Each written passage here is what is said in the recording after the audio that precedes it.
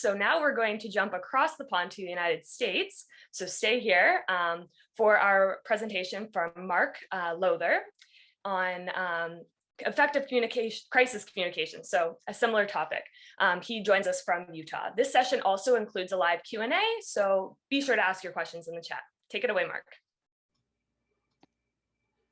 Okay, yeah, thank you very much. Excellent presentation by Richard. Hard act to follow, but Richard hits on a lot of very key topics that I'm going to reinforce concerning de-escalation and crisis communication. So I'll go ahead and jump into it here. I don't want to PowerPoint you to death, but I do have some slides that I want to go through to do it here.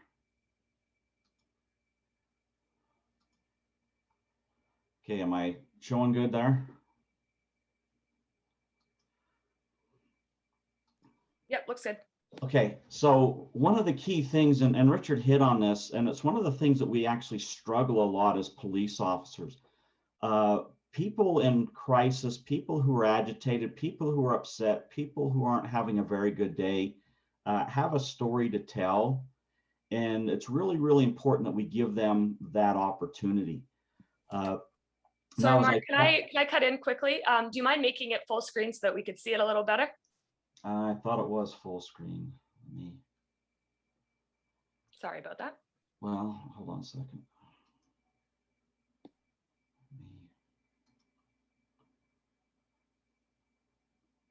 How is that different?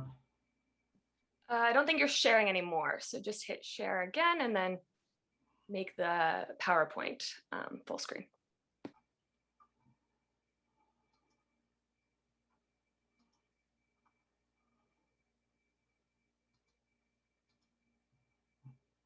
Is that different?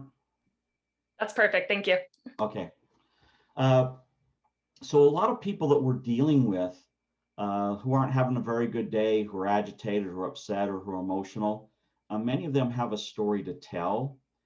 And as police officers, we think we listen, but if I was to video you on a traffic stop, on someone's porch talking to them, on the curb, the sidewalk, dealing with them, what we would often find as you are quote unquote listening in your mind is you're basically interviewing them, and in some cases even interrogating them. They'll get probably a few words out, at most maybe a few sentences out, and then most police officers are going to interrupt them with a question. And as Richard so brilliantly pointed out in his keynote speech, is when you ask a question, you start changing the subject. Now, I get it, as cops, we have questions to ask. In fact, a lot of times we have a lot of questions to ask. We need to check those boxes: probable cause, reasonable suspicion, elements of the crime. Am I going to make an arrest here? Am I going to refer this to a prosecutor?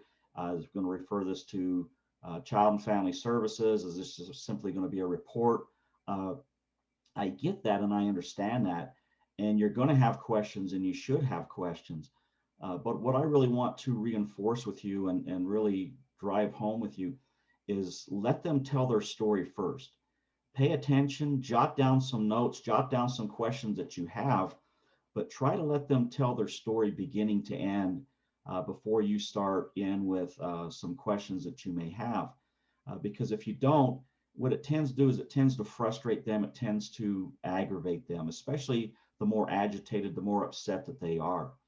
It's a basic concept, it's a simple concept, and as police officers, we really should be the world's best listeners, but in many cases, we're really not. You have to choose to participate in the listening process. You need to listen to understand. And when you constantly jump in and interrupt them with questions, they feel frustrated. They feel that they're not giving a chance to tell their story. When I teach hostage negotiations to students around the United States, I play a recording from an individual that he had actually murdered his wife and his oldest stepdaughter. And during that recording, as he's pouring his heart out of how this situation, how this family dispute got out of control and got to the point of him murdering his wife and his stepdaughter, the person speaking to him constantly interrupts him with questions. And you can hear in his voice inflection, him getting agitated and him getting upset. And at one point, he actually says, listen to the story. Listen to the story. And I play that to all my students to just reinforce this concept. You're going to have questions. You should have questions. But let people tell their story. Make them feel like they have an audience. Make them feel like they have an opportunity to tell their story and that they've completed telling it before you now start in with some of the questions that you may have. It's a simple concept. It's a basic concept, but it's one that we kind of struggle with quite a bit as cops. We really don't listen. We interview and we interrogate. And in these high crisis situations, we need to kind of rethink that. So de-escalation, essentially what is de-escalation? It's communicating verbally when practical to stabilize these situations. We want to try to reduce the immediacy of threats so that we can get more time, options, and resources that can be called upon. Maybe we just need additional backup officers. Maybe we work in a jurisdiction that has mental health officers. The area that I currently live and work in law enforcement, we have what's called MCOT. That stands for Mobile Crisis Outreach Team. This is a pair of mental health professionals that will respond after the police are, of course, on scene, but will respond to these crisis situations and bring mental health expertise to those scenes. If you have a similar team, de-escalation can stall and buy time for you to get those types of resources in, or maybe it's crisis intervention team officers, or maybe just additional officers, or maybe it's just information. So think about de-escalation in kind of a broad view. It's not just talking someone into a pair of handcuffs, and that's great when we need to do that and we can do that. But de-escalation can also be buying time to get more resources there. Maybe you're not the one that solves the problem. Maybe it needs to be a mental health professional. Maybe it needs to be a CIT officer. Maybe it needs to be a crisis or hostage negotiator. And that's fine. But we can use de-escalation techniques to get those additional resources on scene. And also de-escalation can be reduction in the use of force necessary. Maybe instead of lethal force, we can deploy a taser or pepper spray or a beanbag round or some other less lethal force option. So once again, think of de-escalation in big picture. De-escalation can also involve tactical repositioning. Taking up a better position, a safer position for us, and maybe a less threatening position to the subject, the person that's in crisis, whether it's a suicidal individual, a barricaded individual, or a hostage taker. And in some cases, maybe it's even tactical disengagement. Maybe it's a situation where we do better off by backing a little further away from the situation and lowering their anxiety and trying to communicate effectively at that point. So de-escalation is really big picture. Don't get tunnel vision that it's them immediately complying and turning around and putting their hands behind their back to be taken into custody. Yes, that's great when that happens, but de-escalation is far broader than that, and it's a much, much more valuable, powerful tool than simply getting them to comply immediately and get into cuffs. We can use it in a variety of different situations because that's not always going to be an option.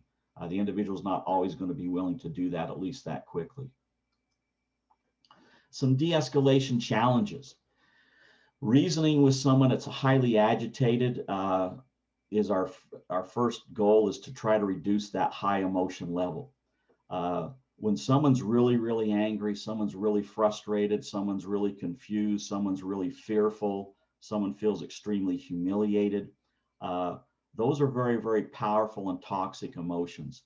And it's going to be difficult to reason with people when they're in that highly emotional state, which goes back to that listening process. If they will talk, and that was a brilliant question that someone asked Richard, what do you do if they won't? But in most cases, many cases, they will. If they will talk, let them tell you why they're agitated, why they're afraid, why they're upset, why they're angry, why they feel humiliated. Let them tell their story. That is therapeutic for them, and it starts lowering their emotions a little bit, and it starts us to be able to move into that thinking part of the brain a little bit better. We need to get them to start thinking more rationally and thinking less and acting less emotionally so that de-escalation can start taking effect. And we need to keep ourselves in mind as well during this process. We ourselves are subject to this concept of getting into that fight, flight, or freeze mindset. We have instinctive reactions. It's going to be difficult for us to use effective listening and de-escalation strategies if we're in that extreme emotional mindset where we're going from the thinking part of the brain down there to the fight or flight, emotional life support part of the brain, the amygdala, the limbic system. So we have to train for this. It's why we train for active shooters. Police officers are able to stay in that reasonable problem solving mindset because we train force on force with sim rounds. So that if we do encounter that active shooter, rather than going into fight or flight, we stay into that reasonable thinking part of the brain. Other professions do this as well. Pilots, not taking anything away from Sully landing on the Hudson several years ago when he had that double engine failure here in the United States in New York, or even more recently in Colorado when the 777 took off and the engine catastrophically came apart and caught on fire. Hats off to those pilots, but those pilots stayed in their reasonable problem solving brain because they trained for that. In flight simulators, they train for an engine failure, for a double engine failure, for a hydraulic failure, for electrical failure, for a fire, and they train for this. And when they train for this, they train their brain so that when they get those catastrophic emergencies in the air, rather than going into that highly emotional state where our brain kicks into fight, flight, or freeze, they're able to stay in that limbic system, that frontal cortex, that problem solving part of the brain, and work through the issue. So we need to keep ourselves as police officers in that thinking part of the brain. When you show up and someone's standing on the edge of the bridge, or someone's standing there with a gun to the head of a hostage, or someone's barricaded with multiple weapons, rather than we, the first responders, going into that emotional state of fight, flight, or freeze, we need to stay into that reasonable problem solving mindset. And we have to do that through training.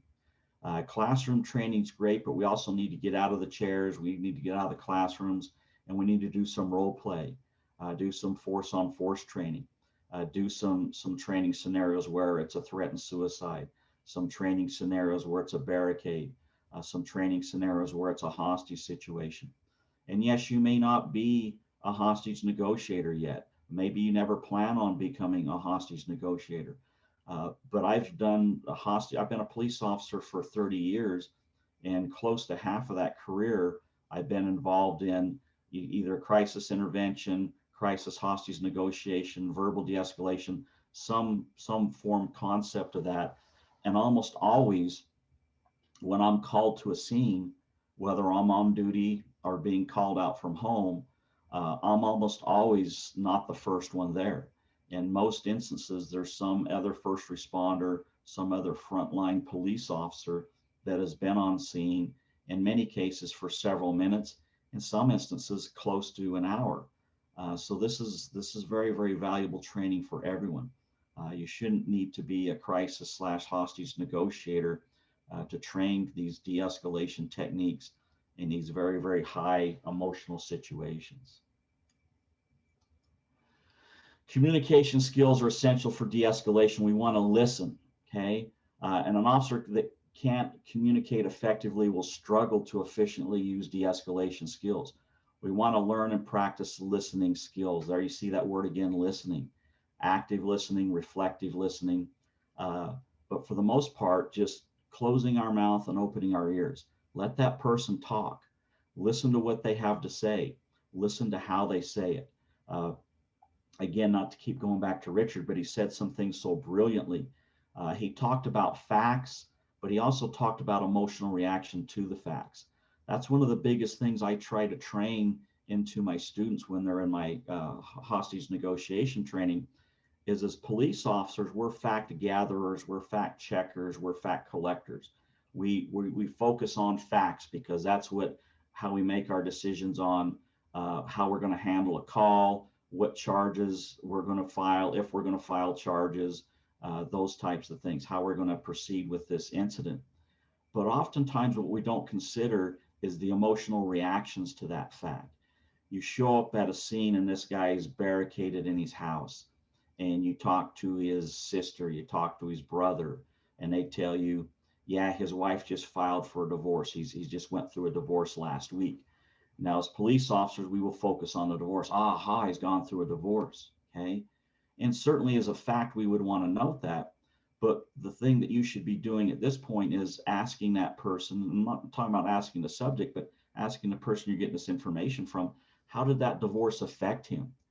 Is he heartbroken? Is he devastated? Would he crawl across a mile of broken glass to get her back? Or is he enraged? Is he angry? Is he furious? If he could get his hands on her, is there a high probability that he would try to harm her? Or an emotion we don't often think about, but I think it's one of the most powerful and one of the most toxic emotions that we as humans can experience. Is he humiliated? Is he humiliated because of this divorce? Humiliation will drive people to homicide. Humiliation will drive people to suicide. Uh, is that how he felt as a result of this divorce? So don't just get tunnel vision on the fact. Absolutely, you want to pay attention to that. But how did that fact, how did that event affect this person? And when you start listening to him, do the same thing. Listen. He will probably say something about the divorce, but listen to his voice inflection, listen to his words. In his own words, how does he says that divorce affected him? Is he heartbroken? Is he angry? Is he humiliated? Let him tell you how he feels. Okay. Uh, so that's really, really key in de-escalation. De-escalation, negotiation, whatever term you want to use for it, is not about talking. It's not about talking at all. It's about listening. Oftentimes, when we would have a position open on our negotiation team, I would have someone approach me and say, yeah, you ought to put Joe on your team. Man, he can talk to anybody. And my question would be, well, that's great that he can talk to anybody. Can he listen to anybody? Can he shut up and listen? Because sometimes the best talkers aren't necessarily the best listeners. Sometimes they're the most boisterous, loud people that dominate a conversation. And that's what people consider a good communication skill. Well, yeah, they can talk effectively, but can they listen effectively? And that's the challenge. That's the secret. So this just is what I use to reinforce what I talk about, that fight or flight mindset. We're human beings. We've all been here for thousands of years, and Mother Nature knows that when we go into crisis, if we stay in that thinking part of the brain too much, that can be dangerous for us. And this goes back to the prehistoric days. If a caveman was going out through the jungle and he heard a loud roar and he paused and thought to himself, man, that sounded like a saber-toothed tiger, sounded like it was pretty close. He looks down, he sees a huge paw print in the mud. Yes, that definitely is a saber-toothed tiger paw print. Looks like an adult male, probably about 800 pounds. As he's analyzing all this information when he should be fighting, fleeing, or freezing, he now becomes the saber-toothed tiger's next meal. So Mother Nature forever has wired our brains that when we go into that fight or flight mindset, we check out of the thinking part of the brain, the neocortex, because if we overanalyze a problem, that could be dangerous. And that was very, very true back thousands of years ago when for breakfast, lunch, and dinner, we were out hunting for our food and avoiding rival tribes, avoiding predators, and those types of things. Today, most of you, when you go to lunch, won't have to go out, hunt it, and kill it, and you won't have to avoid predators in that process. So the fight or flight mechanism still serves its purpose today, but not as much as it was needed back in the early survival days, prehistorically, but it's still there. And so again, our challenges as the police, as we respond to these scenes, many of the individuals we deal with are going to be down here in this emotional reptilian instinct fight or fight brain. We're up here, we're not in crisis, at least hopefully we're not in crisis, and we're up here in the thinking part of the brain. Okay, so we show up, we gather information, listen to the person, hopefully, interview family, friends, coworkers, and now we have a pretty good idea of what's going on with this individual. We start wanting to jump into problem solving because that's what we are as cops. We're problem solvers. Day in, day out, every day, we solve people's problems. So now we start trying to solve his problem, but if he's still down there in that emotional fight or flight brain, we're going to have a problem. We've got to get him thinking and acting more rationally before he's going to start considering options that we can discuss with him. Uh, and as Richard was saying, that person on the bridge, a lot of times they will give us the solution. You know, I didn't go to the bank because I know they wouldn't lend me the money. Well, how about we try that? You haven't tried that. That's an option you haven't tried. Let's go try to go get the money from the bank. Those are things that we can get into once this person feels understood.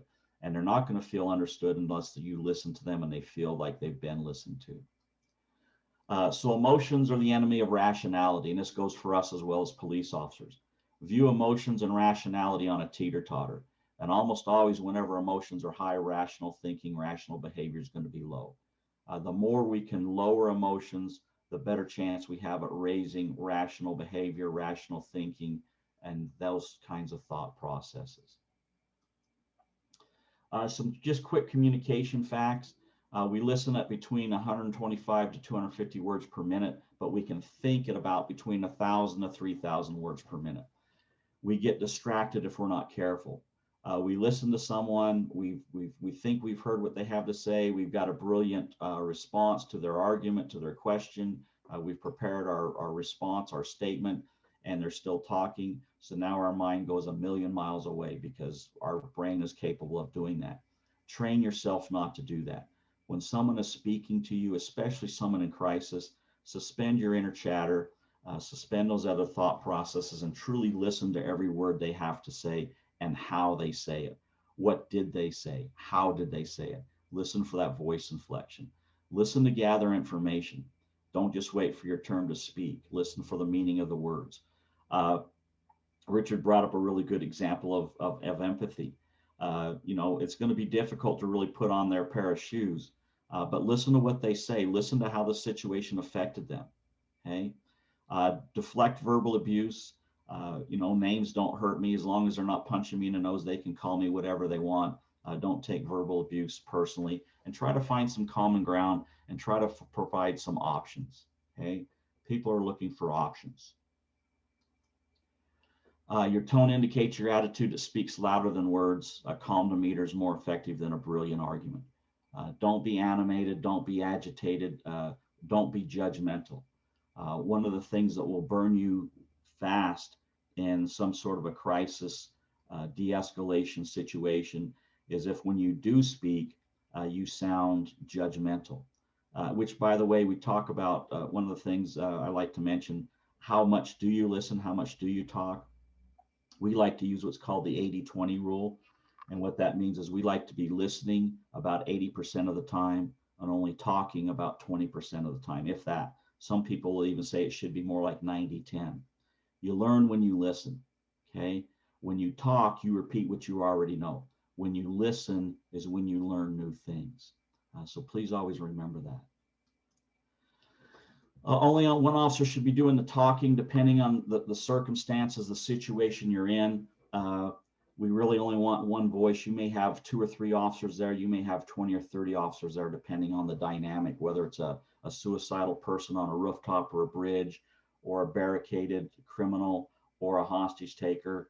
Whatever that dynamic, we only want one person communicating with this individual. We want to try to build some rapport and trust with them. And we don't want too many voices given contradictory instruction statements, those types of things. Officer safety, officer safety, officer safety.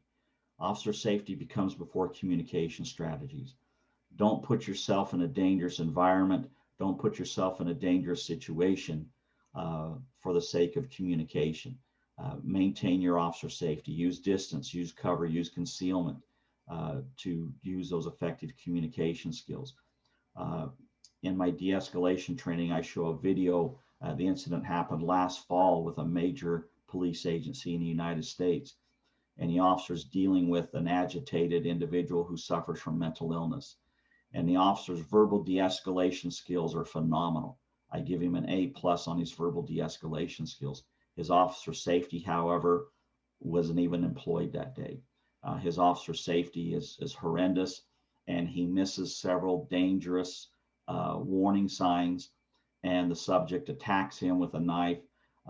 Thank goodness doesn't seriously injure him.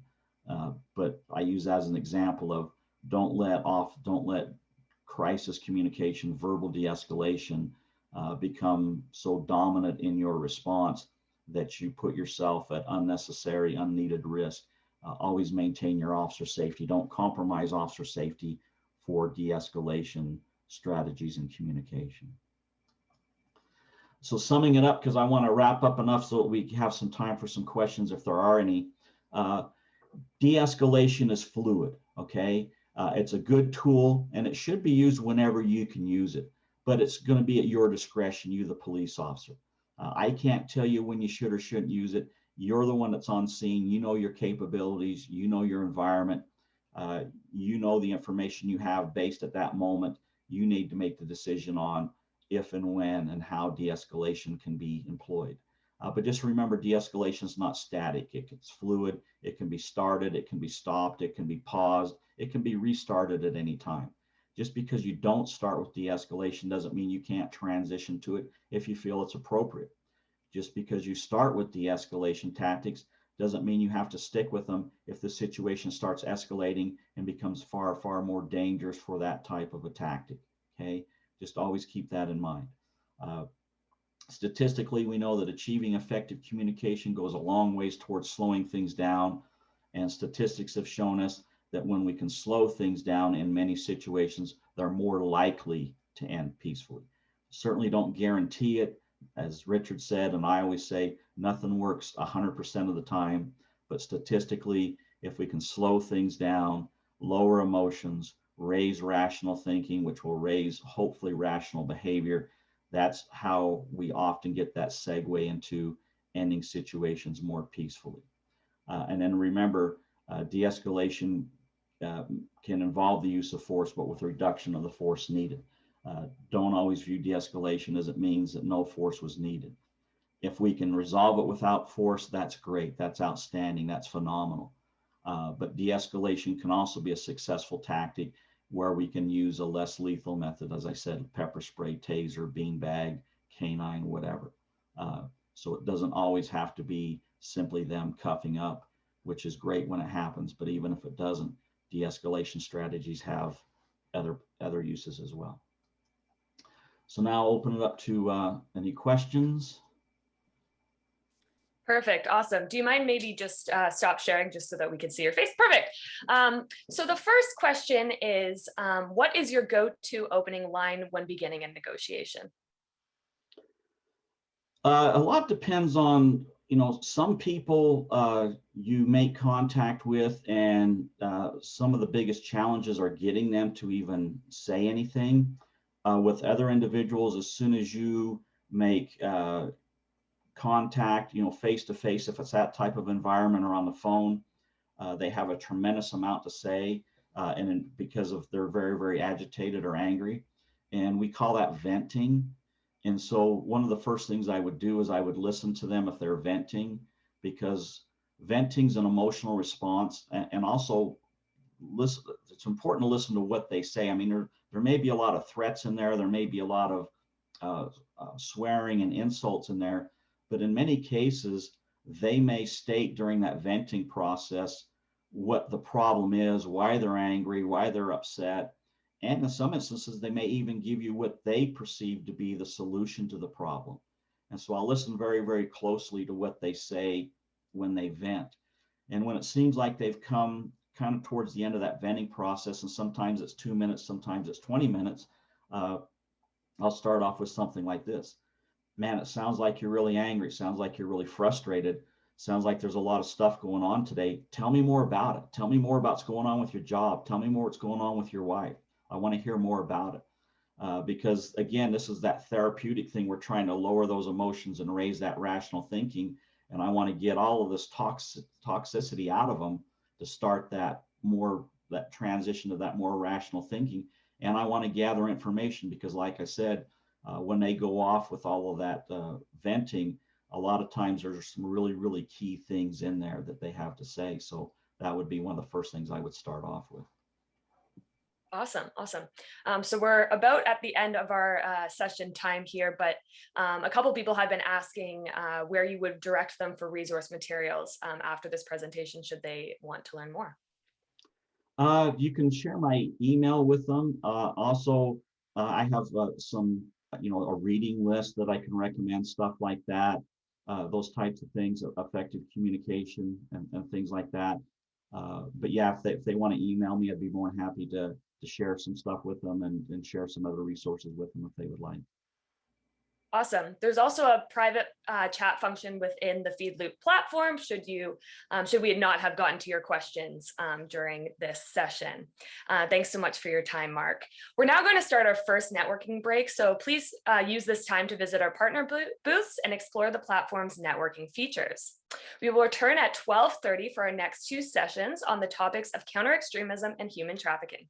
See you soon.